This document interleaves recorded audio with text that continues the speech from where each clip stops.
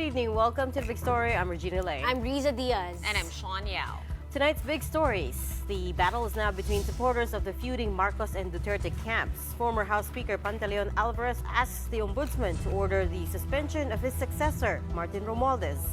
Now, Senator Coco Pimentel is seeking an all-Senate caucus to decide as a body when they can start the impeachment trial for Vice President Sara Duterte. He insists they can start the trial as early as March. And for the fourth time in the Marcos administration, the Presidential Communications Office, or PCO, gets another chief. This time in former journalist Jay Ruiz, after Cesar Chavez tendered his irrevocable resignation.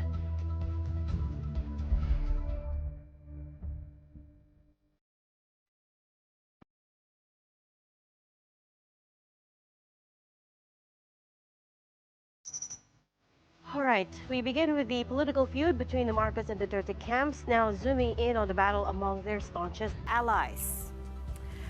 Davao del Norte 1st District Congressman Pantaleon Bebot Alvarez has asked the Ombudsman to order the preventive suspension of House Speaker Martin Romualdez and 3 other lawmakers pending the investigation over irregularities in the 2025 budget. Alvarez's co-petitioners are lawyer Ferdinand Topacio, attorney Jimmy Bondoc, who's of course also running for the Senate, and the Citizens Crime Watch. Aside from Romualdez, Alvarez's group also wants Majority Leader Manix Dalipe, former Appropriations Committee Chairman Congressman Zaldico, and his acting replacement, Representative Stella Kimbo, suspended. According to Alvarez, the recent complaint is in line with a similar case filed on February 10 regarding the 241 billion peso worth of supposedly illegal insertions in the 2025 national budget. The lawmaker is invoking the Ombudsman's Act that states that any officer or employee of government can be preventively suspended pending a probe, especially in cases that involve dishonesty, grave misconduct, or neglect of duty. If convicted, the guilty party could be removed from service altogether. Now, Congressman Manix Dalipe reacted immediately, calling Alvarez's motion a mere diversionary tactic to shift public attention away from the real issue that is the impeachment case against the Vice President. He goes on to say, malinaw ang taktika nila, mag-file ng mga kaso para may balitang pangtakip sa mga isyung hinaharap ng mga Duterte. Now, a delaying tactic is also what House prosecution members are calling the petition that Vice President Sara Duterte filed asking the Supreme Court for that matter to halt the proceedings. And now, even Senator Coco Pimentel is calling on his colleagues at the upper chamber to get a move on. Marian Enriquez has the story. Pure and simple delaying tactic. That's how some lawmakers view Vice President Sara Duterte's move to seek the Supreme Court's intervention on her impeachment trial. You will always have parties doing that, and delaying the case, or if one doesn't have a case, then they will file such petitions for certiorari to go all the way up to the Supreme Court para lang tumagal. In VP Duterte's temporary restraining order and writ of preliminary injunction filed before the High Court, she stressed the 1-year ban on filing of impeachment complaints if one has already been lodged. The first ouster complaint against the VP was filed on December 2nd, and she was impeached February 5. But House prosecutors insisted the ban applies only when the impeachment process has already been formally initiated. They're invoking House rules, clearly stating that a complaint is considered commenced only after it is referred to the Committee on Justice, which the first 3 complaints never did. Para ma-consider po ito na initiated, kailangan na i-file at subsequently na i-refer po ito sa Committee on Justice. Dito po yung sinasabi po nila, yung article, yung una pong 3 impeachment complaint, ay hindi naman po ito na i-refer sa Committee on Justice. Kaya sa akin pong paniniwala, hindi po ito mag-i-stand yung kanila pong argumento. So it is not the mere filing of a complaint that will trigger the 1-year period within which to count before the next complaint will be considered as part. The prosecutors also denied grave abuse of discretion on their part when 3 impeachment complaints sat frozen at the office of the Secretary General until the 4th case was approved. They pointed out nowhere does it say in House rules that there is a specific number of days verified complaints can stay in the section's office. What the guidelines say is that complaints should be immediately referred to the office of the Speaker as soon as they are verified. Talagang na-comply naman po yung 1/3 requirement, and in fact more than 1/3 pa po. At ito po hindi na first time na nangyari. Nangyari pa po ito nung panahon din po ni Presidente Erap. It was the congressmen who asked for these not to be filed before the Committee on Justice because a lot were debating whether they could join one or the other, and whether these articles already contain all of the impeachable offenses that the Vice President committed. So for us, there was no grave abuse of discretion. There was no lack of due process in coming up with the 4th impeachment complaint. Now, if the Vice President resigns at some point during the impeachment trial, House Prosecutor Bel Zamora believes they can still continue trying her over the second consequence of impeachment, perpetual disqualification from public office. We go back to the very meaning of an impeachment proceeding. The proceeding is to protect the office from further harm. So here, right now, we want to protect the office of the Vice President, not the person, the office of the Vice President, from further harm should it be shown that a lot of damage has already been committed by the Vice President. Over at the Senate, Minority Leader Coco Pimentel believes that they should already call for a caucus to decide on convening as an impeachment court. Pimentel says senators could be wasting time if they start Duterte's trial only after their break in June or even after the President's State of the Nation address in July. Sana March. Prepared naman si SP na, pinareview na niya rules. So madali naman yung pagka the court is now in session, mag-oath kami. We approve we reaffirm the existing rules para lang wala ng issue na kung valid siya o hindi. Kung may proposed amendments, kilusan na namin. And then padala na ng i-authorize na namin ng Senate President to send summons to the impeached official para umandar na yung 10 days. Isang tabi ang kampanya. Priority ang impeachment. That's part of the job description. Kung talagang ayaw nila, aminin namin sa taong bayan na ayaw nila. Ganun siguro kasi. Because if this is really a political question, then therefore it is a legitimate political issue, di ba? For the people. At the moment, the Senate Secretary and legal team are already drafting the rules of impeachment, which they aim to approve when the Congress is back in session on June 2. Senate President Chis Escudero has already said multiple times he is not giving in to pressure to speed up the impeachment proceedings. But for Pimentel, that's too cautious an approach. Maganda rin may cautious siya, pero not too cautious na.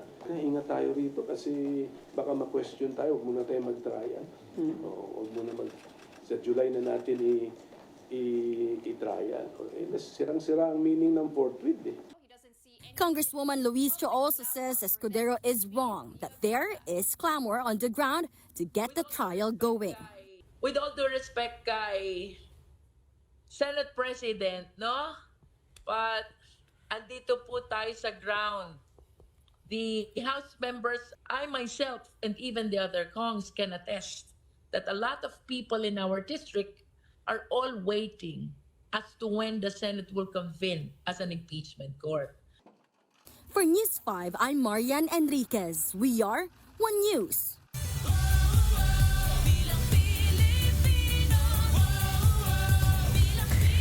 We have another pre-election survey on our hands, two in fact, that Octa Research recently released.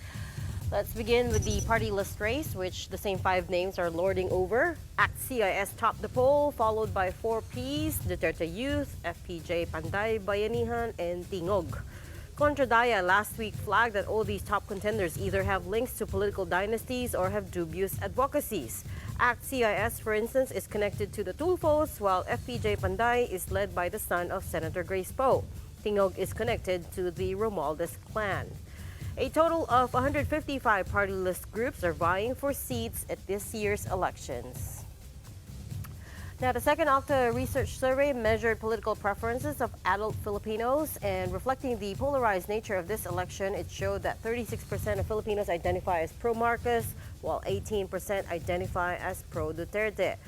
Now, that's a decrease of 2 points for Marcos compared to the August 2024 ranking, and conversely, an increase of 3 points for Duterte in the same period.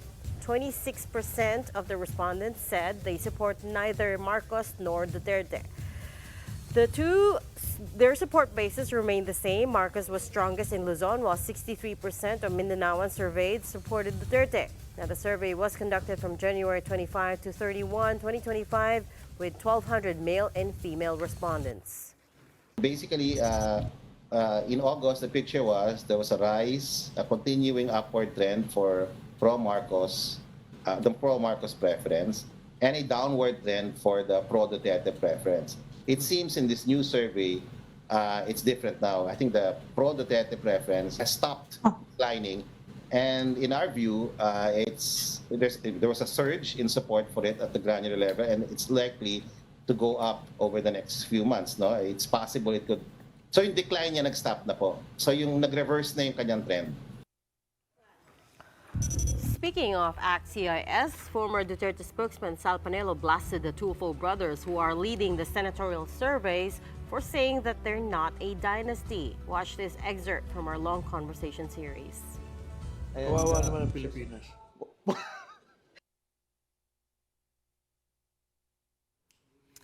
And speaking of surveys, the Commission on Elections, or COMELEC, has introduced new rules for election surveys.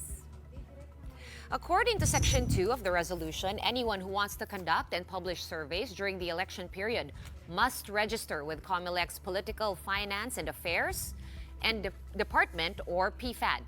What this means is that only registered individuals or organizations can legally conduct or release election surveys and results.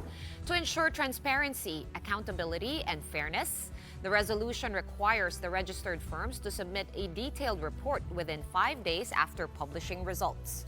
Details must include, quote, the name of the person, candidate, party, or organization that commissioned or paid for the survey. Survey firms that were already operating before this rule takes effect have been given a grace period of 15 days to register. If they fail to register within that time, they will not be able to publish their results. Failing to include the required disclosures will also be considered an election offense. Now, there's been another shakeup in the Marcos cabinet. Former TV reporter Jay Ruiz is now the new Secretary of the Presidential Communications Office, or PCO, replacing Cesar Chavez. Chavez said he submitted his irrevocable resignation on February 5. There will be a one-week transition between the two, and Ruiz will formally assume his duties on March 1. Chavez was PCO Secretary a mere 5 months, and he likewise abruptly replaced former Secretary Cheloy Grafil, who is now the chief of the Manila Economic and Cultural Office, or MECO, in Taiwan. In a statement, Chavez did not specify why he resigned, but he says, and I quote, "I leave with only one regret. In my estimation, I have fallen short of what was expected of me." Leading up to today, there had been talk that President Marcos was disappointed with Chavez's performance managing the government's communication efforts. Despite that, Chavez says he's thankful to Marcos for the opportunity to serve the government.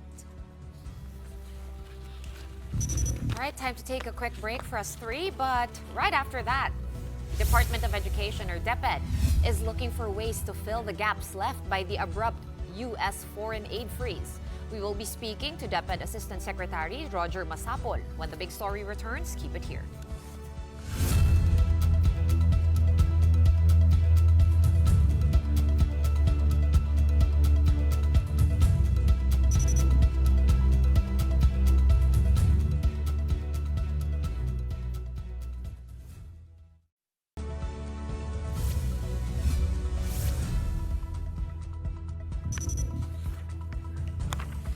Welcome back. You are watching the big story here on One News. The Trump administration's move to freeze all foreign aid has thrown into question billions worth of projects around the world. And unfortunately, the Philippines, through the U.S. Agency for International Development, or USAID, is a major recipient of this.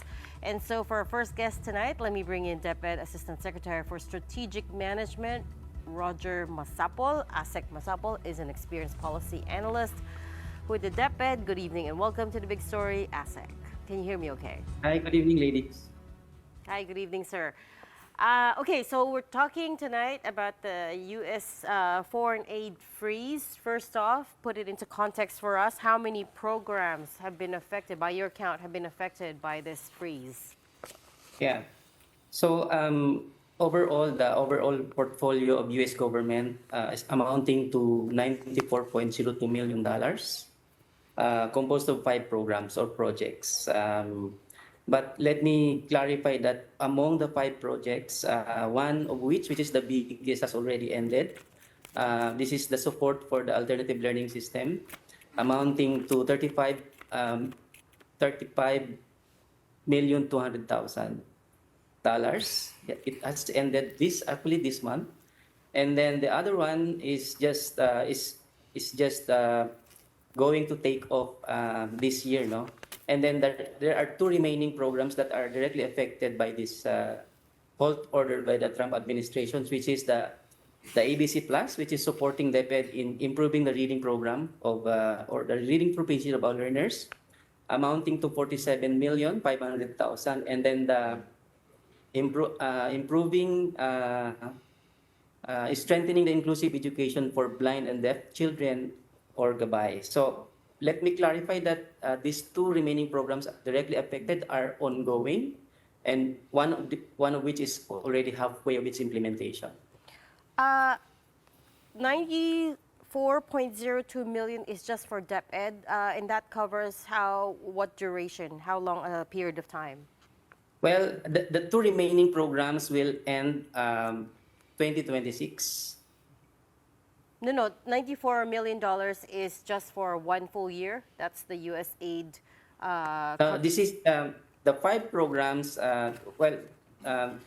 Different time frame. Okay. But Okay. I've said that the first one, one of the biggest, has already ended this month, Right. and then the other is about to take off, and the 2 remaining are all ongoing. Right, Okay. right. I'm just trying to put into context first, because actually before the USAID freeze was announced, I checked the USAID, or rather shortly after that, I checked the USAID website and saw that for full year 2023, USAID actually spent $193 million on the Philippines. So I was wondering how much of that went to DepEd, how much of that went to other programs. Actually, we have that chart if you wanted to see, if we could just call that up.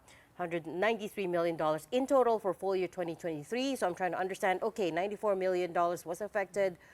For DepEd, was that just for 1 year? Was that multi-year? You see, there we go. Environment, health, government, and civil society. This is not a comprehensive list, by the way. This is just a snapshot of the programs that they've spent on, again, for full year 2023. Allow me to just pipe in, Reg. Asek, would it be that the projects are funded on a per project basis? Meaning, for example, if I may inallot for these 5 programs, the budget is already for the entirety of the project, or parang installment ba siya per year? Does it get paid out in tranches from USAID? Can you give us a picture of paano po yung funding? Yeah, that's a good question. The project has this timeline, no? And the entire budget, for example, this ABC Plus of 47 million.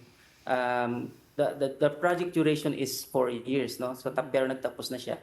So ibig sabihin, yearly yung tranche nung release nung budget based on the work plan that was developed and agreed upon by DepEd.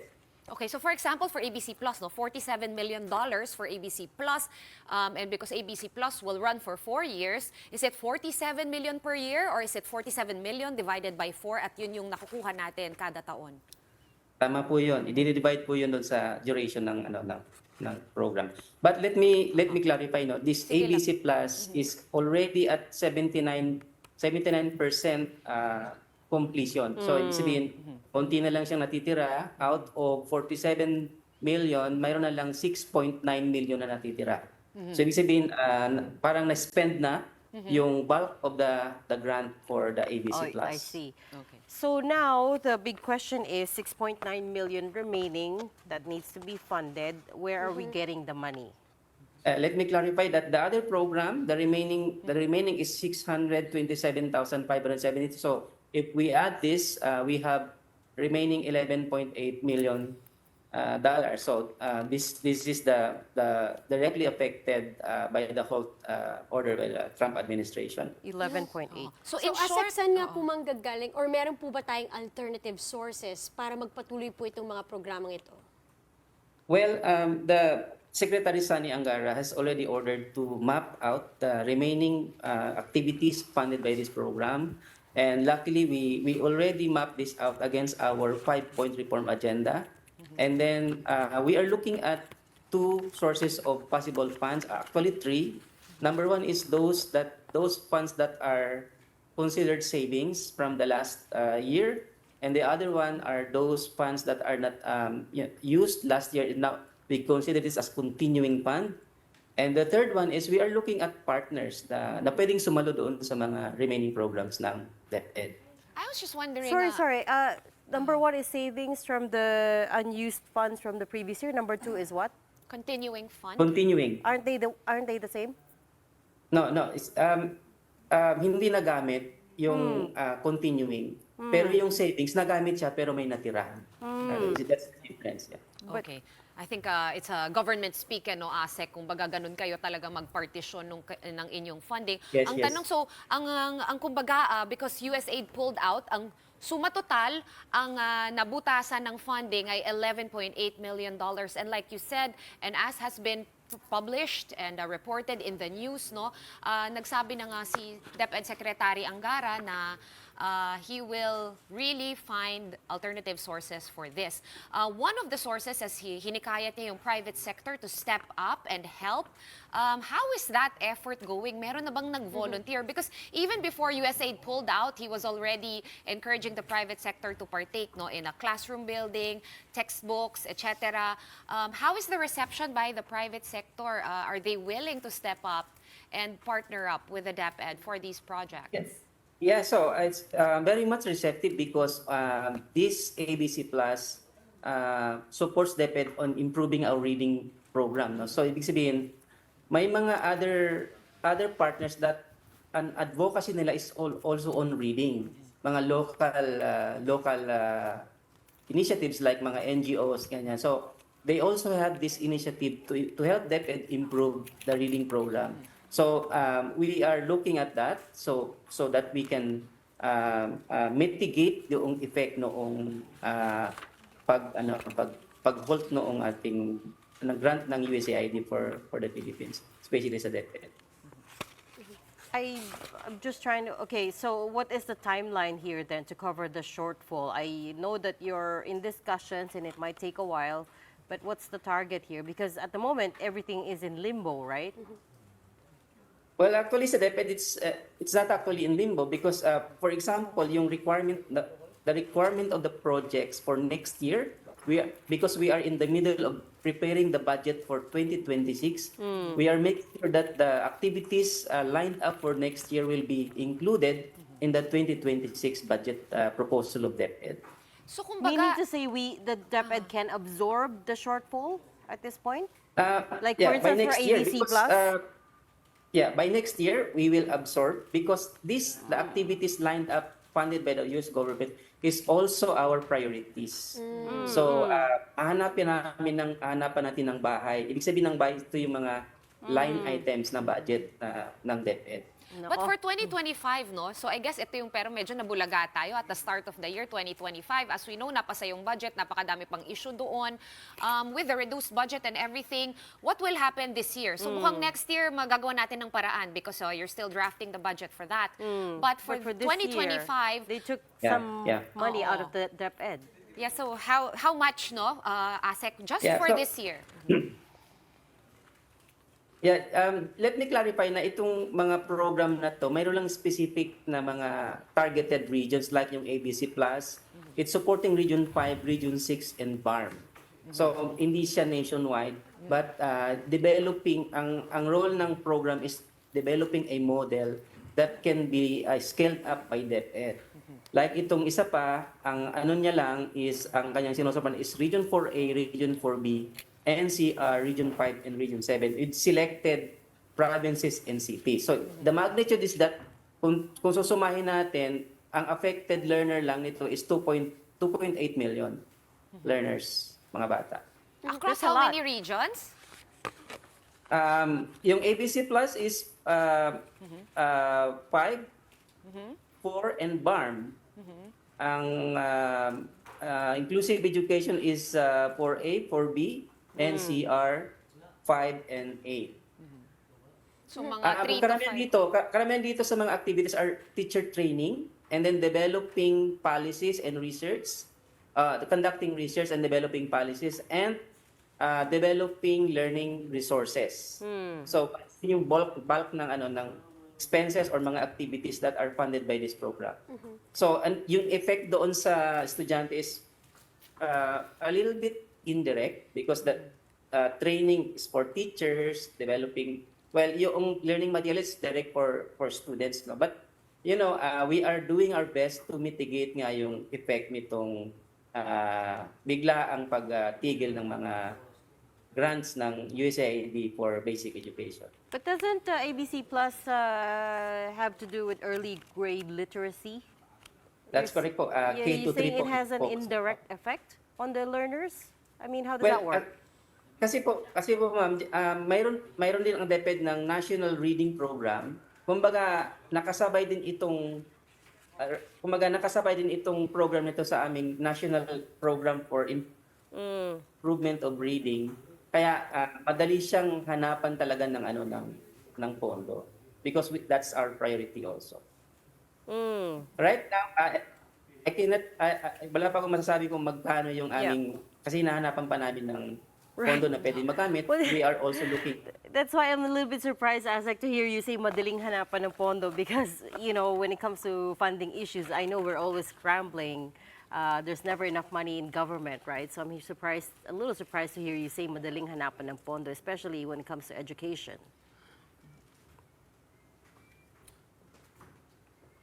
Do we still have ASEC? I think. As I've said, meron kaming mga pwedeng makuha nga within our budget and then our partners.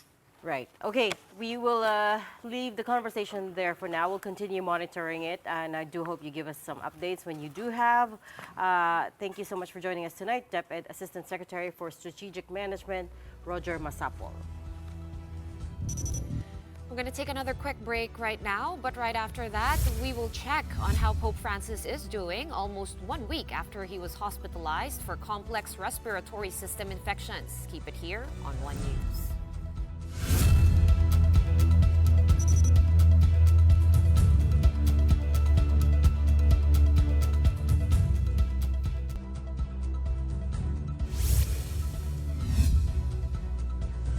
Welcome back. Thanks for staying with us here on The Big Story.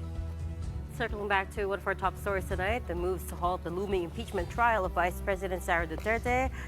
So let's bring in one of those challenging her ouster. We've got with us tonight lawyer Israelito Torion. Welcome back to The Big Story. Attorney Torion, good to see you again. Hello. Good evening, ladies. Good evening to the viewers of this popular TV station. Thank you for inviting me again. Good evening. Iba naman topic natin tonight. Okay, first of all, why don't you give us the backstory here? How did this group, we're talking about the impeachment petition that you filed yesterday, or the other day, sorry, Feb 18. Tell us the story. How did this group of 29 Mindanaoan lawyers come to be and who initiated it? Well, actually, when I watched the news about the filing of the impeachment complaint in the Senate by the House of Representatives, I am a law dean and a law teacher. So I noticed that the impeachment complaint was really prepared in a rush, in a blitzkrieg fashion, all in the last day of the session, congressional session, and last minute, literally.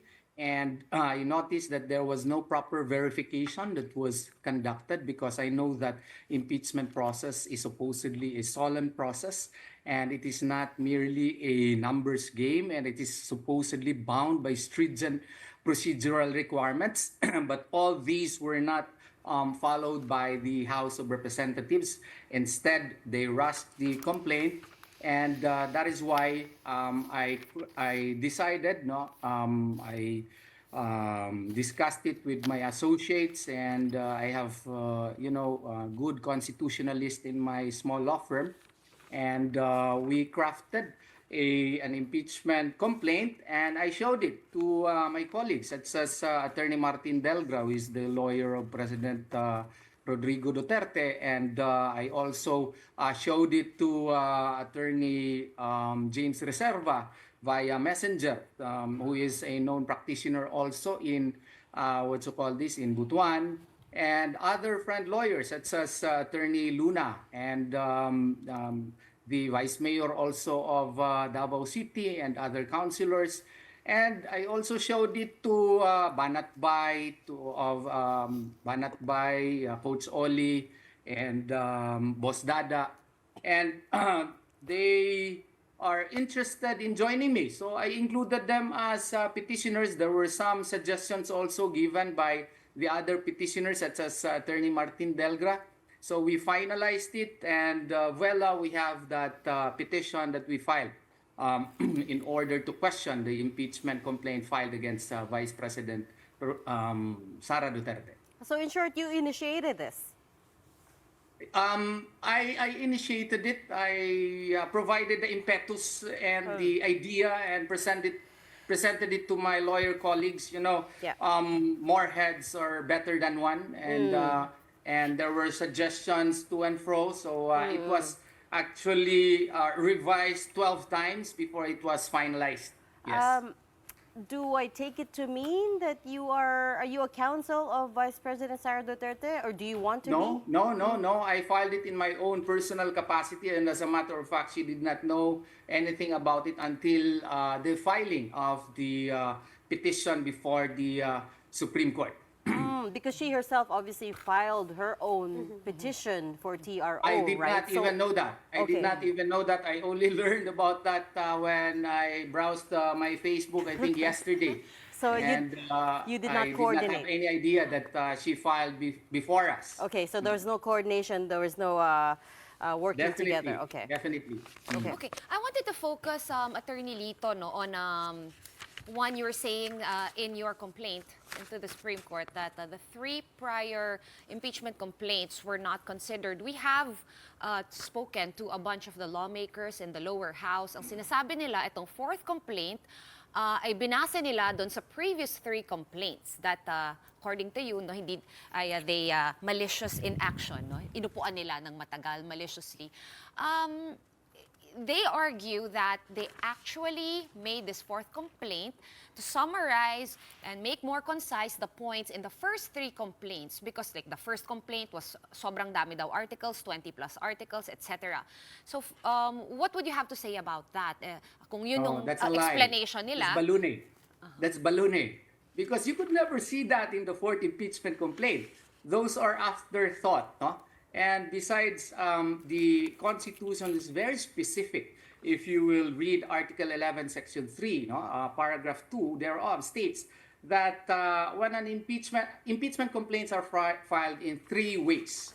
One, via a member of the House when he files himself an impeachment complaint. Second, by any ordinary citizen, and there is going to be a congressman that is going to endorse that complaint. And then the third way is when 1/3 of them would agree to file a complaint. But in under Article 11, Section 3, Paragraph 2, in relation with Rule 2, Section 3 of the House Rules on Impeachment, there is a mandatory requirement that upon the filing of an impeachment complaint, if you read the Constitution, there is a mandatory action on the part of the House of Representatives to subject it to the order of business within 10 session days. And for the Speaker, if you will read Rule 2, Section 3, of their own rules mandate that the speaker should include it in the order of business within 10 session days and refer it to the Committee on Justice within 3 session days. And the word use is immediately. But they never acted on it. They keep citing Gutierrez versus House of Representatives to counter my argument on the concept of initiation, but they forgot that Gutierrez versus House of Representatives, there were 2 complaints filed, but in the first 2 modes. Okay, it was not filed by 1/3 vote, and even in those cases, if you will read the case in its entirety, no. First, now Senator Risa Hontiveros Baracuel filed it prior to the opening of Congress. But when Congress opened in that case of Gutierrez, no, the Speaker of the House immediately had it the next day referred to the order of business within 10 days. And then thereafter, it was referred to the, to the Committee on Justice within 3 session days. The only question there was, can you legally refer 2 complaints at the same time? And according to the Supreme Court, yes, because initiation means filing and referral to the Committee on Justice. But in this case, they maliciously never acted on the 3 complaints, which is therefore a grave abuse of discretion amounting to lack or excess of jurisdiction, which now call to operation Article 8, Section 1, which is the expanded concept of certiorari, which gives authority on the part of the court to determine whether or not there is that abuse of discretion amounting to lack or excess of jurisdiction on the part of any branch or instrumentality of the government. Therefore, the Supreme Court now has the power and requisite authority to exercise this certiorari jurisdiction and declare the complaint filed before the Senate as void. Let me pick on, so you raised 2 issues there, right? So verification, 1-year bar. Let me pick on the point about verification because you're right, the House rules say that complaints should be immediately transmitted to the office of the Speaker as soon as they are verified. But the House Prosecution Panel members, with whom we've spoken to a number of, they said that nowhere does it say in the House rules that there is a specific number of days that verified complaints can stay in the SecGen's office. Hindi naman daw specified yung number of days. Well, if you base it on jurisprudence, the requirement of immediacy is there.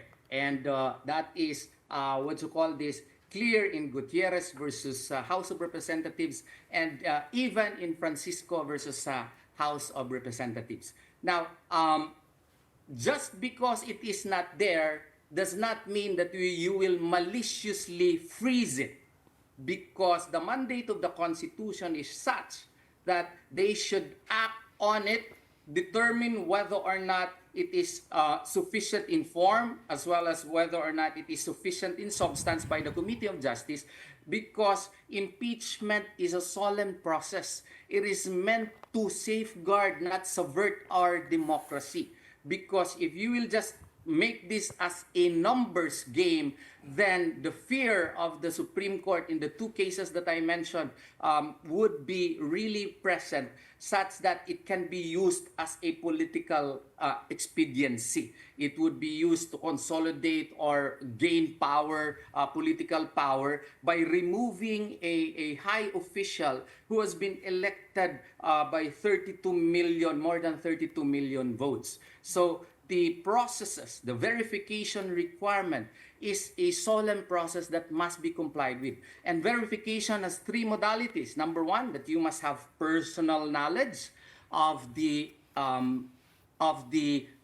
recitations of the complaint, or your knowledge must be based on authentic records, or both. And as a matter of fact, if you will base it now on the 2019 Rules of Procedure, Rules of Civil Procedure, these requirements are very strict, such that if such is very strict in ordinary complaints, it should be stricter in impeachment complaints, because you are now seeking to remove high public officials voted by 32, more than 32 million votes. I think that one of the issues I'm seeing here, Attorney Torreon, and let me make it clear that I'm a total layperson here. Hindi po ako abogado, hindi ako nag-aral ng law. But when you say malicious in action, right, how do we prove malice on the part of lawmakers in the lower house? How do we say na, yes, malisyoso sila kasi ang tagal bago nila, i-refer sa Justice Committee, which didn't even happen, or ang tagal bago nila... Why malicious? Because it is supposedly, the action is supposedly immediate, yet they slept on it. And they know, because of Francisco versus Court of Appeals, when will Section 3, Paragraph 5, Article 11 of the 1987 Constitution operate, which is the one-year bar rule. In Francisco, which is 2003 case versus House of Representatives, it was ruled that it will start the one-year bar rule, meaning you could not anymore file a case legally against and constitutionally against a high official of the government if this operates. And when shall it be counted? Upon the filing and referral to the Committee on Justice. That is why they did not act on it so that the one-year bar rule will not operate. And that is why I term it as malicious, because supposedly they should have acted on it because that is a constitutional injunction. That is a command by the Constitution. And their own rules, Rule 2, Section 3, likewise mandates it, and therefore it is a command. And their refusal to follow the command is actually motivated by their desire for the one-year bar rule not to operate. And therefore, that is a grave abuse of discretion amounting to lack or excess of jurisdiction, which can now operate to make the Supreme Court have the authority to strike the complaint as void. But no, Attorney, I just want to know, other than this, while waiting for the Supreme Court's ruling, kung magagrant po itong petition na to, meron po ba kayong mga ibang ikinakasa to prevent the trial from happening?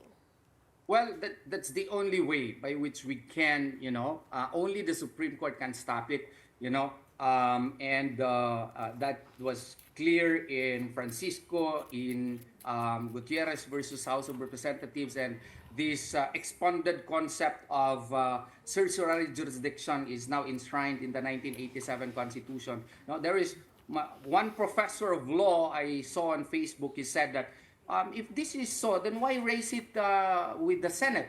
Well, my polite reply is the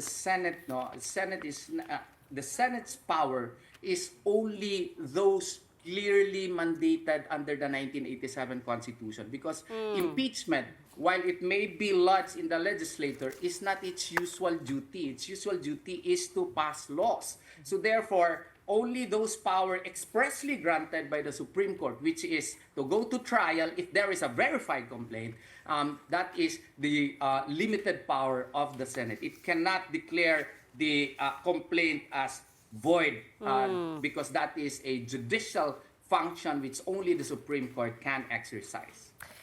On the issue of the one-year prohibition rule, I think you answered your own question there, correct? Again, House rules state that a complaint is considered commenced only after it is referred to the Committee on Justice, which the first three complaints were not. So technically, hindi sila na-file. The ban only applies when the impeachment process has been formally initiated, which only happened on the fourth complaint. So that's a technicality there. It's not a technicality, it's a constitutional defect, because the mandate to act on impeachment complaints is mandatory. The immediacy thereof has to be followed. And the fact that they did not follow in order for the one-year bar rule not to apply makes their complaint, the fourth complaint, as void, because it is constitutionally defective and it did not follow the mandate of the Constitution that the first three complaints, even if they referred the three complaints at one time in accordance with Gutierrez versus House of Representatives, that could have been, argued as valid, because in Gutierrez versus House of Representatives, there were two complaints that were simultaneously referred to the Committee on Justice, but the immediacy requirement was complied with. No? But in this case, they sat on it. They said they were studying it, Attorney. They said the there first were- two complaints were deficient. There were problems with it. That's why they took their time studying it. No. That's not an excuse, because the persons who will study it will be the Committee on Justice, no. So properly, no. So if there were problems with it, no, the the speaker should have done its job, or the Secretary General should have done its job to include it within the House of Business within 10 session days. But this was never done. No, if there were defects in it, that would be discussed at length, whether or not it is sufficient informed by the Committee on Justice. Okay. Out of the three arguments that you have, that you stated in your complaint, pleading for the Supreme Court to call this fourth complaint defective, which one are you most confident in? Is it the three not being considered, the verification issue, the one-year or the due prohibition? process? You know, you could not really predict the action of the Supreme Court. They are highly intelligent. The justices are very learned. I could not predict. Only that the third ground, I also raised it, lack of due process on the part of the Vice President. She was never informed, given notice in hearing when the complaint was filed. This fourth complaint, no, I also raised it because it is a valid, It is a valid argument, because any person is entitled to be heard before a case is filed against her. If a criminal case is filed, for instance, you even have the right to respond to such complaints. How much more here, where she has been elected by more than 32 million votes, she should have been given the chance to respond. And that is why, if you will read Rule 2, Section 2 of their own rules, which they did not also follow, even if you have 1/3 vote, their own rules mandate that it should have been referred to the Committee on Justice. Okay? Because that is so.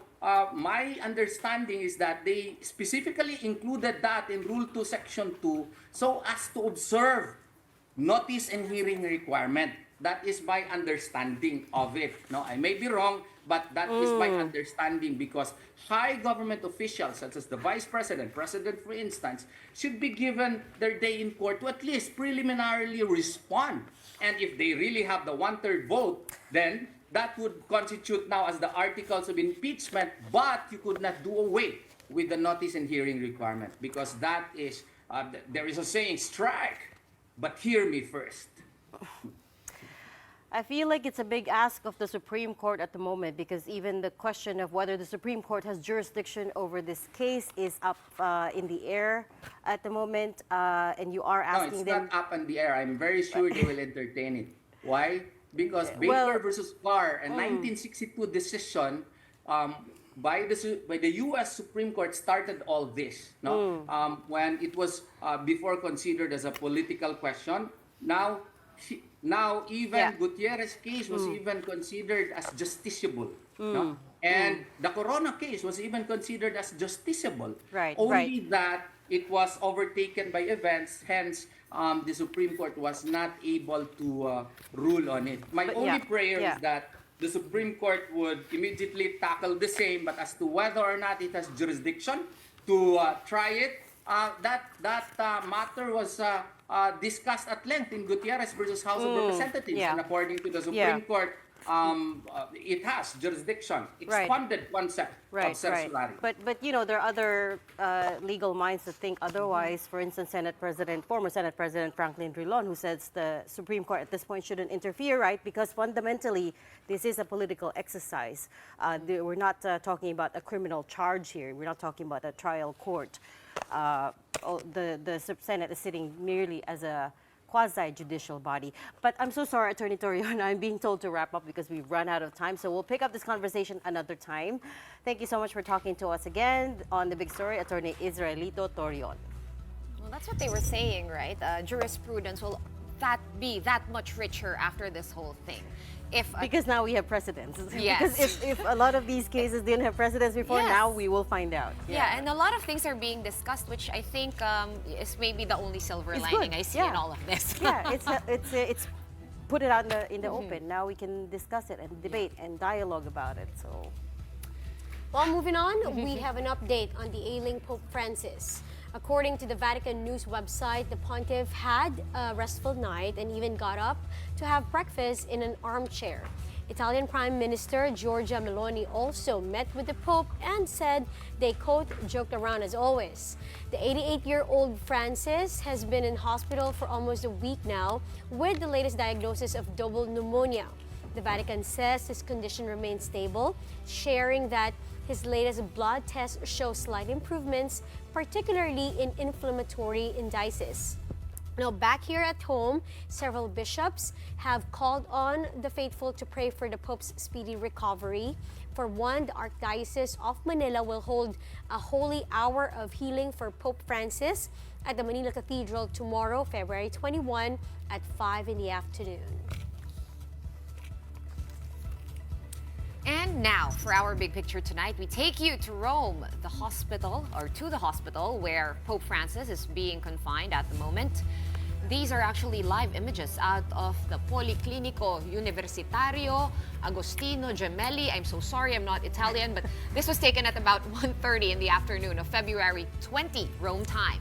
The Pope's room is somewhere in the east wing on the 10th floor. There's a little circle there on that image showing you where, and facing his hospital bed is lined up with photographers, journalists, and cameras from international media outfits like Reuters, where this live feed is coming from. Everyone now is waiting for more information on the Pope's health status since the pontiff was admitted to hospital. The Vatican can only say that he is breathing on his own, has eaten breakfast in an armchair, as Riza said, every day, and has done some work from bed. The Vatican did not say how Pope Francis is responding to medications, but reiterated that he is not running a fever currently. I felt like a stalker there. live feed Live outside feed, the hospital. yeah, and they're circling like Oh which my. window belongs to Pope Francis. But some glimmers of hope, Yes. which is good. Sure. The fact that he's sitting up, eating, And being breathing able on to his own. joke Right. around. Right. Exactly.